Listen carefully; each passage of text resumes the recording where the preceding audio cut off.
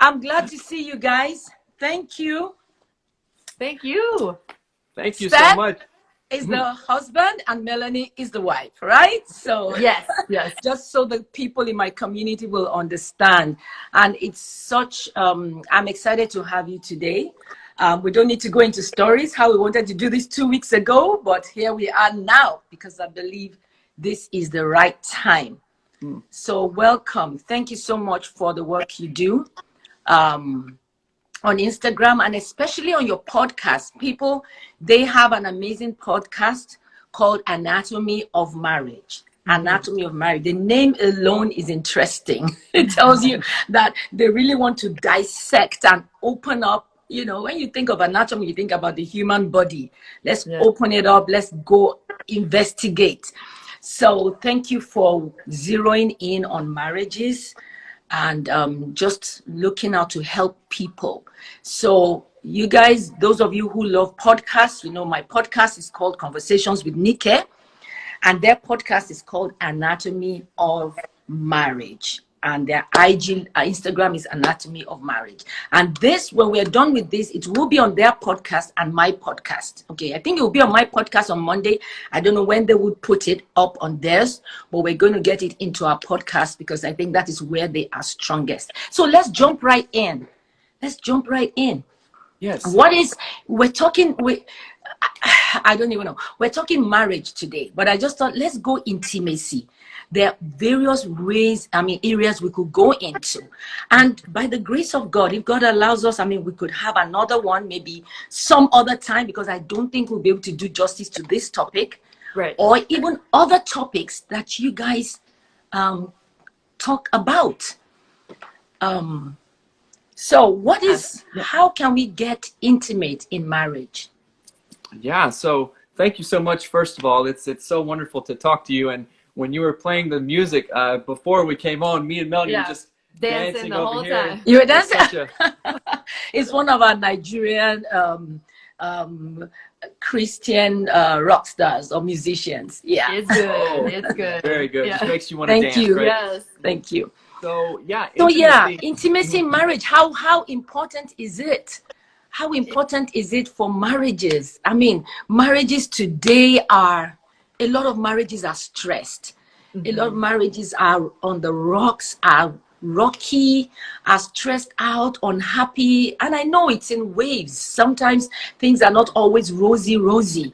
But should it really be that bad where you really want to out and all that? How can intimacy rescue marriages? What are the things we can do to be intimate? I'll let you just go. I know I can also jump in and interject. I know prayer helps, but we're not just going to go only spiritual, because I know you all are Christians as well. And I've seen a place where you talked about pigs, Piggs or something. Yes. Yeah. You can tell us what that is about, even as you share. Just go in any direction, because you talk about sex, you talk about communication, you talk about a whole lot of things. So let's just have a taste of the Studleys. Yes, the anatomy of marriage today. That's right. On so this life. we created our show because we needed these things in our own marriage. We needed the resources to get that intimacy in our marriage. There was lots of books that we could read, but it felt like nothing quite spoke to us and resonated with us to create the change that we wanted. So that's why we created our show. And when we're talking about intimacy, a lot of times people think of intimacy as sex and intimacy, and we want to talk about just the word intimacy, because it's a different word. And you can have intimate relationships with a kid. That intimacy means closeness. Intimacy means I understand you and you understand me. Intimacy is a friendship. It's so much more than what we think of it in our culture and in our society. And without that intimacy, that attunement of you get what I'm saying and I get what you're saying, and we're on the same page, you can't really have a thriving marriage. It's very hard to have a thriving marriage without that focus on intimacy and intention. Yeah. And another thing that we talk about, so I'm a licensed marriage and family therapist here in the United States, out in Seattle. And we talk about 4 different areas that we can have intimacy in, right? Yeah. So bio, psycho, social, and spiritual, right? Wow. And we can have intimacy in all those categories, right? So let's start with biological. So biological would mean... Excuse me, guys. I hope you have your pens. Write down. Okay. That's right. The 4 areas. So biological, we can have physical intimacy. Right. That means, like, of course, sexual intimacy, hugging, kissing, touch. That's very important, right? So psychological. What do I think about my partner, right?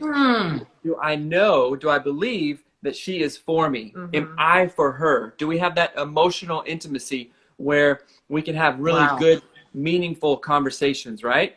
Yeah. And then biopsychosocial, right? What kind of social intimacy do we have? Do I have good friends, other male friends who can speak into my life, other female friends that can speak into her life, right? Also, what are we reading? What are we listening to in our ears? What kind of mindset are we getting, right? Are we going to church? I mean, all of these things are a part of that bigger picture. Our relationship, right? Relationship. Yeah, God did not create us to be individual islands. Yeah. We're much stronger when we're together with our friends, with our social network, with our community, and of course with our spouse. And then lastly, spiritual, right? So we have bio, psycho, social, and spiritual. And spiritual intimacy with God, right? With the creator of the universe. What does that mean? Because I find that, and Melanie I think would concur, when we have spiritual intimacy with God, guess what? We have all those other 4 areas of intimacy with our spouse. And we really love talking. So those 4 pillars, right? But then we'll go back to the PIGS, as you asked us to speak about. So PIGS is an acronym. It means prayer, intention, goals, and gratitude. So couples, with our coaching clients, we found that when they start doing PIGS together every day in the morning, usually, we like to do it in the morning, and we find that that's when they start getting real movement in the areas where they want to go. So prayer. I lead Melanie in prayer, or sometimes she leads us in prayer, right? And then intention. Hey, Melanie, my intention today is to show up in a good way for you, to show you love, to show you respect. And then, you can feel loved or respected if I do the dishes for you or something like that, right? So that would be my intention. My goal is usually, what is my relational goal today? I want to make sure that me and you touch base for 30 minutes where we have a deep conversation, where we, touch each other or whatever it is. And then gratitude, which is key. Melanie, thank you for being a great wife. Thank you for being a good mother. Thank you for setting up all the things. I love that. Intention, goals, and gratitude. That is amazing. I've heard you guys talk about that before, and I felt that was phenomenal. Prayer, intention, goals, and gratitude. So we do prayer most mornings. We do intention, but we don't label it intention. Like, just say, okay, so what do you plan to do today? Sometimes I'm like, I don't know yet. Or I could say, I have a live today at 2:00. Oh, okay. That's the main thing I have today. And then I'll go pick up the mail, and stuff like that. So we do that, just telling each other a rough idea of what we are having, what our day might look like. But you have encapsulated it. You've put it out into an acronym. Prayer. Then after the prayer, you move into intention. That is, you're being intentional about telling each other what your intention for the day is. That is so cool. Guys in my community, can you hear that? This is amazing.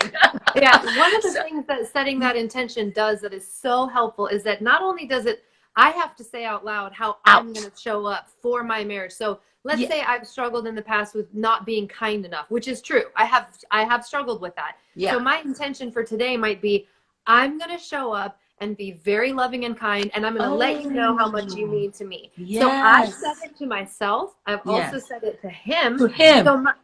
So he can remind me, hey, in a loving way. You said you would be kinder to me today. Okay, Melanie, I got it mixed up because intention, maybe what I was talking about just now was goals. Goals. So you see, so we do the goals, the prayer, and then the goals, but we don't do the intention. But now we're going to add that on.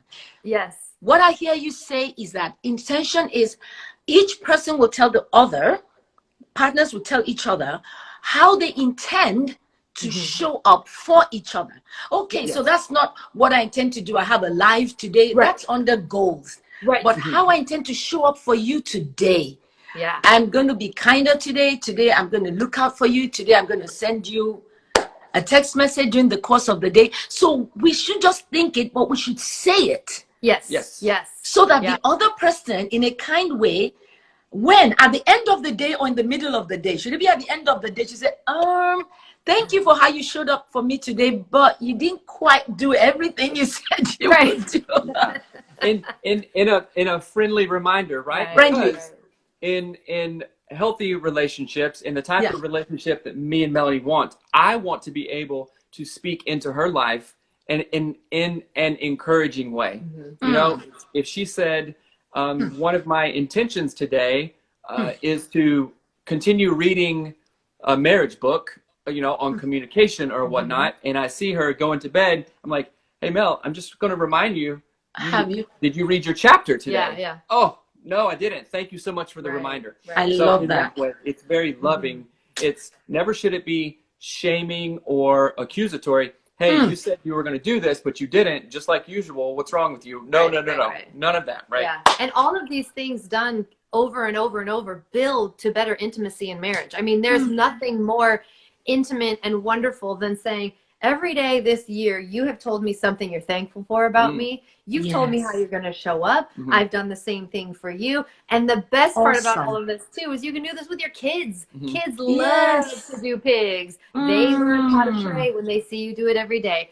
They learn how to set their intention for how they're going to show up with their brother, their sister, at school. If your kids are teenagers, at their job. Like, this is and that builds intimacy. Yes. Oh, my God. Is that too late for those who have adult kids? No. Because I think the best time to start is when they're young, but you can do it to your adult children as well, right? Yes. And then they'll be like, right.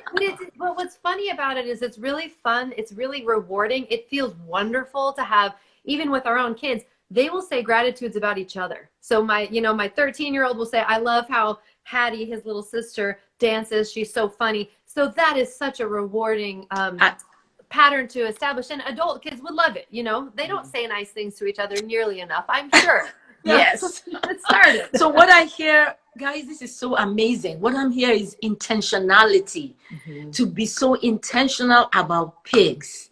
Yes. Prayer, intentionality, telling each other how you're going to show up for each other. And then you go on to what? Goals or gratitude? Which one is first? I always say gratitude and then goals. He always says goals and gratitude. Because they're both either way works. So gratitude. So when do we express gratitude? That same morning after praying and talking about how we're going to show up, or So what I like to do, I usually, because we do pigs in the morning, I like to reflect on the day before. And this can be a really big thing or just a really small thing. Like, hey Melanie, yesterday when you came up and kissed me on the cheek, you know, I really like unsolicited. Yeah. I really like that. That made me feel special, you know, so thank you for that. And we want to be as specific as we can with our gratitudes and as recent, because saying something like, oh, thanks, you're such a nice provider, that doesn't feel... That's so general. Yeah, it's too general. So if how did you provide? What hit the spot?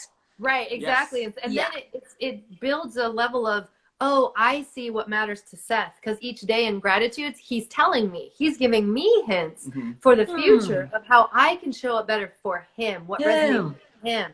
So that's a really great thing. It's great to do your gratitudes, very specific gratitudes, regularly, gives you both an excellent roadmap for what's going to be helpful in the future. And it feels good, you know? Yeah. And Nike, another benefit of doing this in the morning. So there's this saying that how we start our mornings, usually our day will follow. Right? Oh, so yes. If we are starting our mornings, of course, with prayer, with God, right? Yeah. With one another, then sharing those intentions, goals, and gratitude. You know, I'll ask our audience, how do we think that the day might go? Will it go just like boring, whatever kind of or will we start our day fresh, like, thank you, God. I'm so thankful for prayer, for intentions, for goals and gratitude. And then that's setting our mind for the rest of the day, right? Wow. In other areas. Yeah. And so it's just an all around really, really great thing to do. And it keeps it on the front of your mind, because then you're looking out, because you go, I know I need to tell him a gratitude later. So, you know, I got to remember, what did he do today that I loved? Everything is, everything is about intentionality. Yes. Set it so the day starts on a great note. Yes. So it's bound to go beautiful. And even if somewhere along the line it doesn't, it's not too bad. It doesn't really, this is powerful, guys. This is so powerful. Right. And so goals, what are the goals like? Are they goals like what you're going to do each for each other, or are they goals for just for your own day? It's a mixture of both. And I like to say that for pigs, it focuses on the marriage. So a goal that I might share is, today I'm going to maybe do some meal prep. I'm going to cut all the vegetables so that cooking dinner is really easy this week. That goal gets us to a better meal time. It makes dinner better. And so that's a goal that helps our whole marriage. It also could be, I have a goal of reading a chapter in a marriage book, or taking the kids to the park, because again, those all come back to family. The health and wellness of our whole family. Right. And one that I like, that I've mixed in there, first of all, the goal of, hey, I'm going to make sure that I ask you today, hey, what can I do to make you feel loved today? Right. And then whatever she answers, if it's, I want some chocolate covered strawberries, okay, that's fine. Or I want you to empty the dishwasher or sweep the floor today, then I'm like, okay, I have a very clear direction of how I can serve her and how she will feel loved. Now, this goes back to the biopsychosocial model. One thing, so I can make a goal to exercise for myself, because if I am in good health physically, that serves her in a good way, right? I'm healthy, I'll be around, I can be alert, and then that also serves the kids too. So that might be as simple as like, I intend to take a 45-minute run today. Or your goal is to take my goal. Yeah, my goal. In that way. That's amazing. Wow. So if you take a 45-minute run, that's the goal. Well, it's also helping you to be fit for her, not just for yourself, but for the family, right? That's right. This is so good. So many of us have been used to talking about our goals, the general thing, like, hey, I have a life today, and that's fine. But how does that impact on the marriage? So that's what you're saying. So if I implement pigs with my husband, when I get to goals, instead of just saying I have a life today, which is what I'm excited about, I could say that, I have a life today. Right after that, I'm going to make lunch. I'm going to prep for lunch. And what do you want for lunch? He says it, or guess what I'm going to make for lunch? Okay, I'm not going to tell you. So that way I brought in the marriage, how I'm going to impact the marriage, rather than just telling each other how busy we're going to be with other people and with our work life, right? Yes. Oh my God, this is so a good. lot of this, the advice that we give and the way that we do this in our own marriage, came from following a business model. We look at our marriage the way that you would look at owning a business. You have to have intention and focus and goals and objectives and be consistent, or else you're going to fail in your business. A marriage is just like that. You have to know what your goal is. You have to know what you want. You have to know what you're creating. And that is so good. That's so good. Many years ago, I used to tell people, treat your family as a business. That might be hard, but you have to. It might be hard in the sense that you're thinking, what is the financial profit? There's no financial profit in it. But in the long run, there is profit. In the long run, there is profit, right? And in business, we want to make profit. But the profit in marriage and family in the long run is what? Happy lives, fulfillment, deep-seated joy, and happiness, right? And love, right? So is there an S to the pigs, or it's?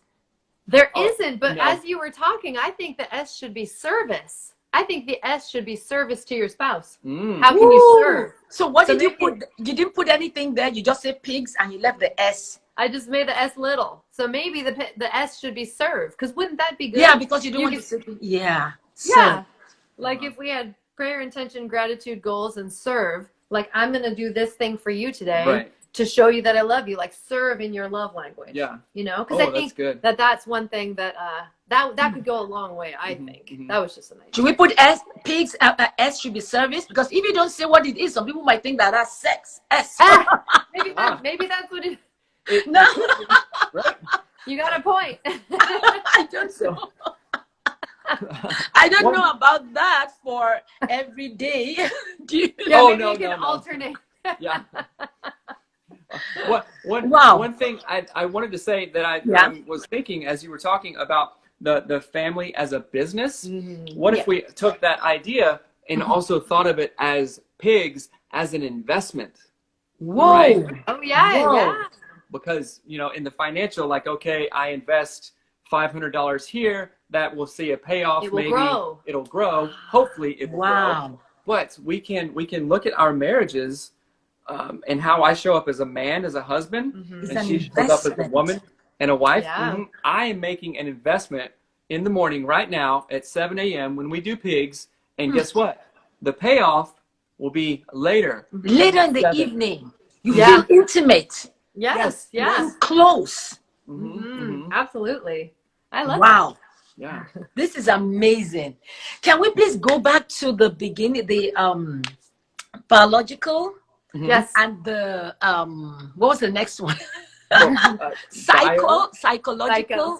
Yeah. Social. And spiritual. So what's the acronym for that? B. We always just say biopsychosocial spiritual. That's how it's because we can't. Yes, BP. Yeah. Biopsychosocial spiritual. Biopsychosocial spiritual. Guys, this is free counseling. Yes. Coaching. This is what they coach about, where you have to pay. Yes. So of course, if you want to go deeper, then you know what to do. So I'm not gonna you know what to do. But this is so enlightening. So the biological, let's go over that again. That's connecting. Well, the bio is basically physical. Our body, our physical body. Learning to touch, hug. And we'll go into something in a moment. Love languages. Learning to touch, hug, non-sexual touch, whatever in the course of the day. And then the cycle is very important. Let's talk a bit about that one, because that's where a lot of us women get tripped up. Okay, and I know men too, but women like, but maybe let me not put any gender specificity on it. But for me, I want to know that you're thinking about me. Yes. I want you to know that we're connecting in our minds, in our psychological life, in our way of thinking. I want you to know that you have emotional capacity. What in the world, in business language, they call emotional intelligence. Yes. Things like, how do I put, if I say something, don't just dismiss it. Yes. Yeah. Oh, tell me more. Oh, if you don't understand, just say, oh, really? Don't just, because that area, Seth and Melanie, a lot of people get tripped up. What matters to a man, for example, or I don't want to put gender in this, but you guys, I'm just being general. I'm just generalizing. So, for example, if you don't like soccer or football, and your husband likes it, so when it's time to watch, to be emotionally intelligent, to be on the same page with him psychologically, I shouldn't say, oh, football again, soccer again. That's all you ever watch. I shouldn't. I should, even though I may not like soccer or football, I should say, oh, is that what you want to watch now? Okay, when is it going to be over? I want us to do some other things, or something. But if we had done pigs in the morning, then I would know that this is a big part of his day. I don't know. Throw a bit more light into those kind of things that we downplay the things that we like. The things like a man shouldn't say to a woman, like, you're crying again. Why women, you cry too much. You're a crybaby. That's we shouldn't shame. Exactly. We shouldn't shame what we don't understand. Right. Yes. Beautiful. Let's talk a bit more about that. Yeah. One of the best ways that I like in that is with children. We have teenage kids and littler kids. And you would never, if your kid said, I want to watch football, you would never go, oh, football again. Oh, it's the worst. You would say, okay, that's great, right? Yes. And we attune to children, meaning we see them, we hear, we really listen. We attune to children because we go, oh, they have a heart, they need to be taken care of. But we don't attune to our spouse for some reason. I think it's a big, big challenge and a big, big problem. Because Seth loves football, American football. I didn't grow up watching football. I grew up watching baseball. So I don't know anything about it. I don't necessarily love it. But I know that if he wants to watch football and I can be happy about that, I don't need to watch the game. I don't need to understand it. But I also don't need to put him, I don't need to put him down for it. I don't need to say anything negative about it. Yeah. I can also make it fun for him. I can want some popcorn? Yeah, make him popcorn, make him chips, make it fun. Dance when somebody scores a point or whatever. There's no reason for us to come with a negative energy really to anything, especially when it comes to the likes of our partner and what we like. And when we can grow in a healthy way in that way and support each other and say, hey, while you watch football, I'm gonna go take a walk or go do some yard work. Me time. Yeah. Gonna have a good time, and then we're gonna join together, and it's gonna be great. That part is, I think, really important. And on things like that, also. So thank you. If we look at the seasons, and this has a point, so I'm not going off on a tangent. If we look at the seasons, we have winter, fall, spring, and summer, right? Yeah. A time for everything, and we look at nature. And it's very balanced, right?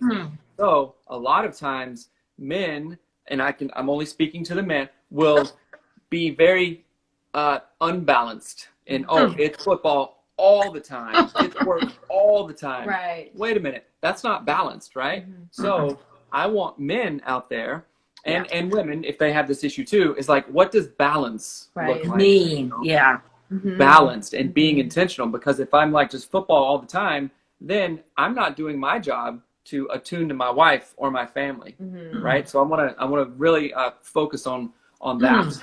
And it's attunement really is the foundation of intimacy. Like if Seth feels like I've heard him, that I valued what he said, that I see him, I understand him, and I'm for him. That's all we want. That's really all people want. Yes. I mean, of course, trust and all of those things, but they start with that foundation. Like really seeing and hearing and listening, not ignoring. And it's easy to fall into a rut of getting into those bad habits, but pigs will pull you right back out. And that biopsychosocial spiritual balance will pull you right back out to the place you want. Right back. Wow. This is awesome. This is life-changing. So biopsychosocial. Yes. And then spiritual. So the social, what does the social look like? Are we allowed to have friends in our marriages? Can I have girlfriends? Can he have guy friends? Yes. How much time should be spent? I know the answer is yes, but what is the balance? Because you don't go spending all the time on your phone. Okay, we're in COVID time right now, and most of us spend time indoors, so the friends we would love to hang out with, we're doing it more on the phone. So is it okay for me to be on the phone for like 2 hours with my girlfriend? Right. While someone needs my attention. How do we balance these things? How do we balance our social? Because what you're saying is that we need a social life, and I'm a stickler. I'm big on that as well. We need a social life apart from each other. Times where we just go do something that feeds us, nourishes us in another community, other than just the two of us, other than just the family, to go do something else. How does that look so that it's not abused? Some people have questions like, okay, if I'm a guy, can I have women as friends? How much is too much? Right. Well, the first thing I want to say about that is the social element is huge for your marriage, because lots of people don't realize that their friends are one of the biggest influences on them of all time. So what their friends think, they're going to think. We are the sum of the 5 people we hang out with the most. It's a very common quote. that if I hang out with people who are complaining about their husbands, who think their husbands are stupid, who lie to their husbands, I'm going to be really much more likely to do all of those things. So the first element is, what are the quality of your friendships? And this is tricky because as we get older and we mature, and as we have kids and they get older, sometimes we have to say, you know, this friendship is harmful. It's not serving me.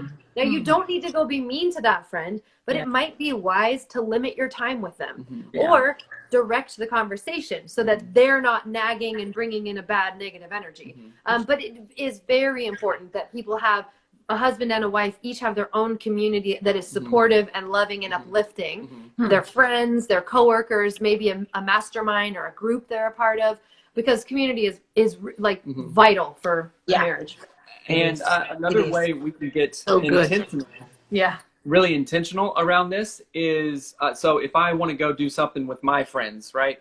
My guy friends, we're going to go to a restaurant or go on a hike or hunting or whatever, then I want to really be on the same page with Melanie. Hey, this thing is coming up, you know, a week from now or whatnot. Does it work for you and our family if I go do that? Right. You know, does it work financially, time-wise? What other responsibilities do we have? And husbands, listen up. It is a wise man will listen to what his wife says in that. Now, if she's just complaining and, you know, kind of like whatever, then that's a different issue. But I'm wise when I say, hey, Melanie, does this work out if I go to the mountains with my friends, you know, for 6 hours this Saturday? Yeah, I think we can make that work. Okay, great, right? And then I'll stick to that plan and just be very transparent. You know, Melanie, she does something that I really do appreciate. She says, hey, my girlfriends are doing this. Is that okay if I go out on a Monday night, you know, to this restaurant and we're going to, you know, chat and stuff? Hey, I don't see why not. That's great.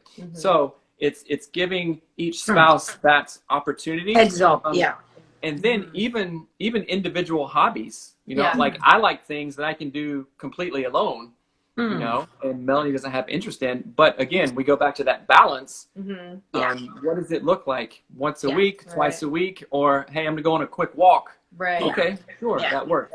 But just really being on the same page in those things works well for us. And a great way to manage balance is write it on your calendar. If you see that you've gone out every single day of the week and your spouse has not gone out at all, it's not in balance. It's not.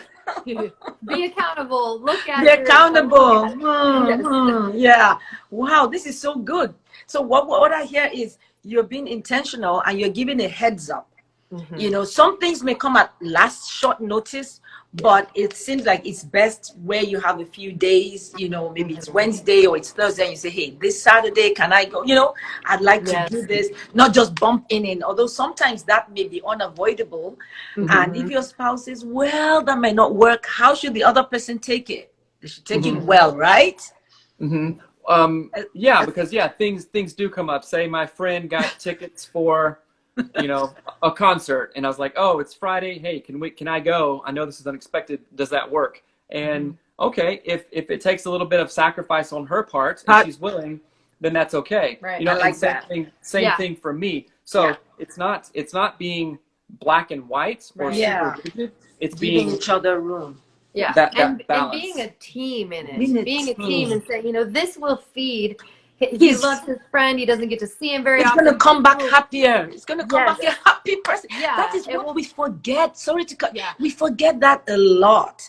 So we feel that person is taken out of our time. But if you feel like, hey, he's going to come back a better man, or she's going to come back a better woman, you know, happy and all of that, then it still works for the team and the family, right? Yes, absolutely. Nobody wants a grouchy spouse. No. That should be a t-shirt. Right. Sacrifice, commitment. You guys, how long have you guys been married? We've been married 16 years. Woo! That is amazing. How long have you been doing the pigs thing? How long have you implemented that? That probably started about 2 years ago, I think. Wow. So you could literally see how you were before that. before you started doing the pigs, right? Yes. And what's really amazing is we've been podcasting for 5 years, and our listeners will send us emails and they'll say, we have seen your growth and it is amazing. They will tell us that they've seen us grow and change and how we talk to each other, how we react. So that's really life-giving, because there's evidence, like we are evidence that this stuff works. We created all of this to help ourselves, essentially, and then we shared it all out. Someone said you look like 5 years ago couples. Guys, they are 16 years. So you see, there is hope. There is hope for us to work these things and grow together. What I see is growth together. That's what my husband and I are doing. We're growing together. We're married. It's going to be 28 years next month. Wow. In the month of May. Great. In the month of May 2021. There have been challenging times, especially the earlier days, but we've also been eager to grow and learn. So we're going to put pigs into practice. We're going to add it to what we what we know already. So guys, everyone, we feel so blessed to be on this platform. People are making lots of comments. I want you guys, I'm going to save this and post it immediately on my IGTV. So when we're done, all these comments you've been typing here, it's not going to show anymore. So go there and type what you got. Just tell us how amazing it was. Once we're done in the next 5 minutes, I'm going to post it. Just put all those bullet points, all those things, the pigs, the acronym, what it means. Tell us how amazing, so that other people who are not on this would be able to watch out for it, listen to it, connect with their podcast.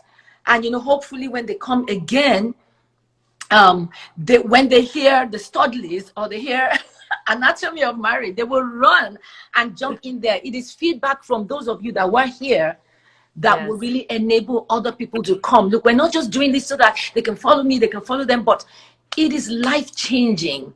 Yes. It is life-changing. People, I won't just connect or bring anyone that I wouldn't think this would help. I'm a big fan for marriages, relationships, and parenting and all of that stuff, as well as for purpose and spirituality. So, friends, what else can we talk about? This is one thing I did want to say, just so that like someone commented, it looks like we've only been married 5 years. Yeah. When we first started out, our marriage was terrible. It was really, really awful. So this is not just proof that you can have a happy marriage.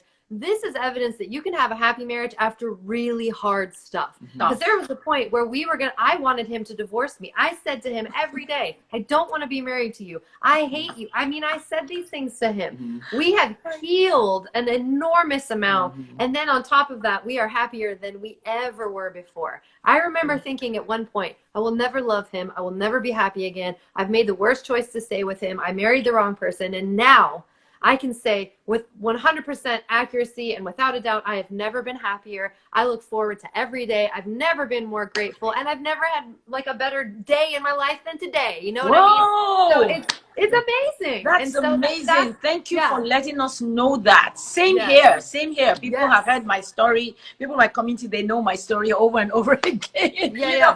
I don't need to go over it. That we didn't just appear happy and just get to this place. Many of us have had, like you have said, very difficult times that we almost threw in the towel. That's what you're saying, and I identify with that.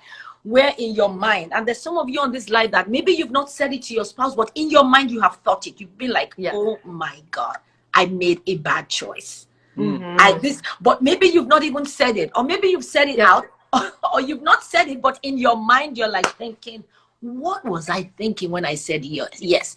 Let me tell you, you didn't make a bad choice. You can have a turnaround just by implementing what we have learned today. The pigs, and looking at your marriage from the biological, the psychological, social, and spiritual. not only spiritual. Some of us look only from the spiritual. I know I'm a lot about spirit because I'm a preacher and all that, but hey, the social is also important. Hello, you didn't marry a spirit. It's spirit, soul, and body. I think that just knowledge, life-changing tips like this can really turn around any marriage or any circumstance. There's some here, you've prayed, you've done all kinds of things, and you say, why is my marriage still so hard?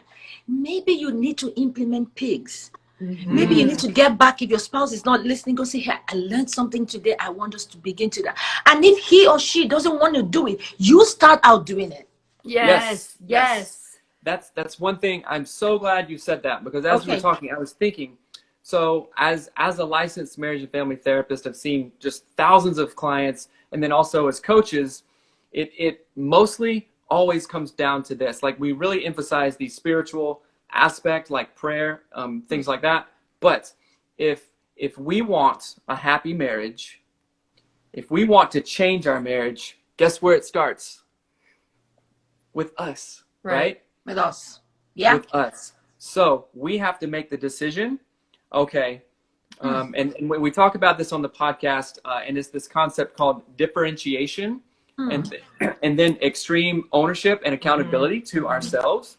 So I have to have that inner peace, that self-esteem, that confidence, that knowing, right, before I can enter into a relationship where I want all those things. Right. But so in the early days of our marriage, we were unhappy and not content and just dissatisfied. And oftentimes couples goes, oh man, I'm feeling all these things. It must be you. Right. And then we say things to our spouse, oh, maybe I shouldn't got married. Or if she would just change, or we've heard this before, if she or he would just lose weight. Or just, then you can fill in the blank, then I would be happy. But my friends, listen to this. So when we think like that, we're giving that power away. So my happiness, my contentment, my inner peace is contingent upon what she does or doesn't do. No. It starts with us, right? And then our healing came from, of course, God, and very intense prayer all the time. But we both realized, wait a minute, okay, Seth, what are you doing? And she said, Melody, what am I doing? Right. I have to get right. And then we look to each other. Right. And notice that he didn't say you have to feel right. You don't have to feel any of the feelings. Are very fickle. They are not very good guides. Feelings aren't facts. Yeah, feelings aren't always facts. And so one of the things that's the most important here is that you don't wait to feel these things. Yes, you set your intention to get there. You don't wait to feel it, right? Because that's where people get stuck. They act on how they feel, and our feelings are very fickle. And we can change how we feel if we're too hungry. We can change how we feel if it's raining. We change how we feel if, the football game got lost on the team we liked or whatever. So don't go by your feelings. Go by your intentions. Go by your goals. Wow. Awesome. Wow. Thank you. That is so awesome. Any questions? Any questions? I don't know why I'm not seeing questions. If someone says the comments are turned off, no, the comments are not turned off. I'm seeing any questions. So many nice comments here. Love language. Yes, we didn't get to talk about the love languages. And that is a whole vibe on its own. I just wrote a book called The Language of Love because I love the book by Gary Chapman so much. But I wrote my own ebook. Is a link in my bio. You can get it. Sign up for their podcast as well. Sign up for coaching and therapy. If you do need therapy, sign up with Seth and Melanie for coaching, for therapy. Let me see. Someone said divorce is big. Didn't make a bad choice. Okay, another point. It doesn't matter where you are today, your marriage, you can still make it work. Good. These are all comments. People are just repeating back. Someone said, you mentioned love language. Want to hear more on that. But we have run out of time. So We'll have to do another one all about love languages. Yes, we can do another one all about love languages. I love that. So we'll do another one all about love languages, because that's another tool which is very, very helpful that you, what are the 5 love languages now? Quality time, words of affirmation, physical touch, acts of service, and gifts. Yes. So there are a whole set of tools that you need to apply. Find out your partner's, your spouse's major love language, maybe they are top 1 or 2 or 3, and love them according to that language. So I think you can do, you can find that, there's a test, lovelanguages.com or something like that. Yep. Do that, run the test on each other. Once you know each other's love languages, you must be intentional, because it's not enough to know that, oh, my spouse likes physical touch, but I don't like physical. What are you doing about it? Right. It still brings us back to the intentionality in pigs. Yep. How can I show up for you? What can I do for you? It has to be in line with what you would like, right? And what we must be expressive. I'm just summarizing the things you said today. You must be expressive in knowing and letting your partner know what you like by thanking them for what they did. So your partner is able to know more of what you like by you expressing, oh, thank you for putting the kids to bed last night. You know, thank you for bringing me a cup of, you know, thank you. So your spouse, the person who is thanked for a certain activity, will want to do more of the same, because, you know, how do we get to express the things we don't so much like? Like, how do I put it? You did something for me and it's not something I wanted you to do. How do I express it? We actually have a tool. We should do another live all about it. It's called the clearing structure. So we have a therapeutic tool that you can get it on our website, anatomyofmarriage.com, where people can fill it out. And it is all about walking through something that happened, whether it was a situation, a conflict, or whatever, and it walks you through step by step. So you can clarify what the real problem was, what the solution would look like, and all of those things. So we have an actual tool for that too. Good. We will do another live again. Yes. So guys, we'll let you know when we do another live. In the meantime, go to their website, anatomyofmarriage.com. Yes. Anatomyofmarriage.com. And get all that they have to offer. Okay, don't just wait for the live. The live is always free, and this is a free live.